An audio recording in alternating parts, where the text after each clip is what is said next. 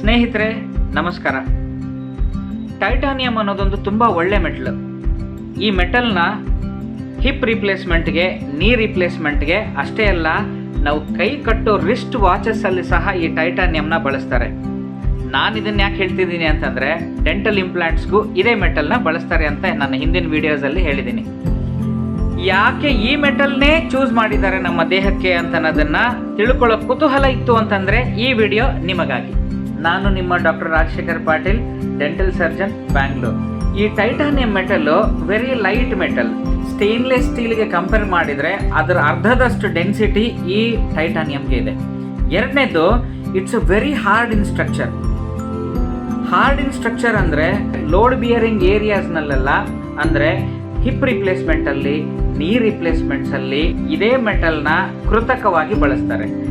ಇದೇ ಮೆಟಲ್ನ ನಾವು ಡೆಂಟಲ್ ಇಂಪ್ಲಾಂಟ್ಸಲ್ಲಿ ಬಳಸಿದಾಗ, ಈ ಡೆಂಟಲ್ ಇಂಪ್ಲಾಂಟ್ಸ್ ನಮ್ಮ ಬಾಯಲ್ಲಿ ಕೂಡಿಸಿ ಅದರ ಮೇಲೆ ಹಲ್ ಫಿಕ್ಸ್ ಮಾಡಿದಾಗ ನಾವು ಎಂಥದೇ ಊಟ ಮಾಡಿದ್ರೂ ಆ ಲೋಡ್ನ ತಗೊಳ್ತಕ್ಕಂಥ ಕೆಪಾಸಿಟಿ ಈ ಡೆಂಟಲ್ ಇಂಪ್ಲಾಂಟ್ಸ್ಗಿದೆ. ಯಾಕೆ ಅಂದರೆ titanium one of the beautiful hard structure ಬಳಸಿರೋದ್ರಿಂದ.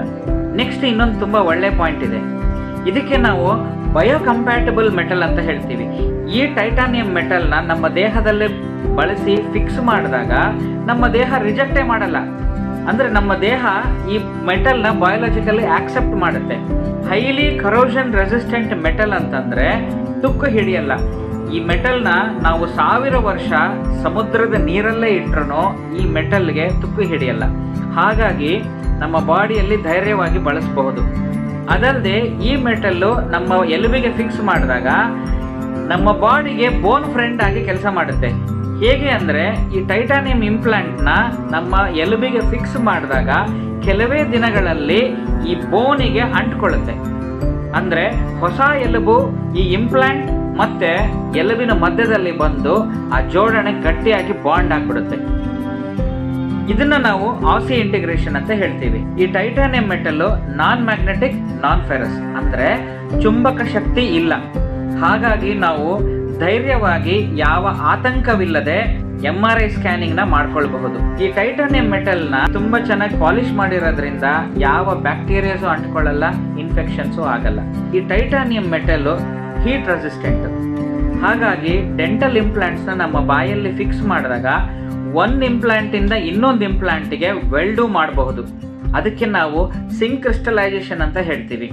ಈ ಸಿಂಕ್ ಕ್ರಿಸ್ಟಲೈಸೇಷನ್ ಟೆಕ್ನಿಕ್ ಬಳಸೋದ್ರಿಂದ ನಮ್ಮ ಇಂಪ್ಲಾಂಟ್ ಸಿಸ್ಟಮ್ ಬಾಯಲ್ಲಿ ಕೂಡಿಸಿದಾಗ ತುಂಬ ಸ್ಟ್ರಾಂಗ್ ಆಗಿ ಇರುತ್ತೆ. ಹಾಗಾಗಿ ನಾವು ಇದಕ್ಕೆ ಇಮ್ಮಿಡಿಯೇಟ್ ಲೋಡಿಂಗ್ ಅನ್ನೋ ಟೆಕ್ನಿಕನ್ನು ಬಳಸ್ತೀವಿ. ಅಂದರೆ ಇಂಪ್ಲಾಂಟ್ ಫಿಕ್ಸ್ ಮಾಡಿ ಒಂದೇ ವಾರದಲ್ಲಿ ನಾವು ಧೈರ್ಯವಾಗಿ ಊಟ ಮಾಡ್ಬೋದು ಇದ್ರ ಮೇಲೆ. This is one of the beautiful character of the titanium dental implants. So ಈ metal biocompatible metal, non toxic, body reject ಮಾಡಲ್ಲ, ಸ್ಟ್ರಾಂಗ್ ಆಗಿ ಕುತ್ಕೊಂಡಿರುತ್ತೆ, ಲೈಟ್ ವೇಟ್ ಆಗಿರುತ್ತೆ. ಸೊ ಅದಕ್ಕೆ ಈ ಮೆಟಲ್ನ ನಾವು ಒಂದು ಬಯೋಲಾಜಿಕಲ್ ಬ್ಲೆಸ್ಸಿಂಗ್ ಅಂತಲೇ ಹೇಳ್ಬೋದು. ಇದೇ ಥರ ಒಳ್ಳೆ ಒಳ್ಳೆ ಪಾಯಿಂಟ್ಸ್ನ ನಾನು ನಿಮಗೆ ಡೆಂಟಿಸ್ಟ್ರಿ ಬಗ್ಗೆ ಹೇಳ್ತಾ ಹೋಗ್ತೀನಿ. ನನ್ನ ವಿಡಿಯೋಸ್ ಇಷ್ಟ ಆದಲ್ಲಿ ಲೈಕ್ ಮಾಡಿ, ಫಾಲೋ ಮಾಡಿ, ಶೇರ್ ಮಾಡಿ, ಸಬ್ಸ್ಕ್ರೈಬ್ ಮಾಡಿ. ನಾನು ನಿಮ್ಮ doctor Rajashekhar Patil, dental surgeon, Bangalore. ನಮಸ್ಕಾರ. Thank you.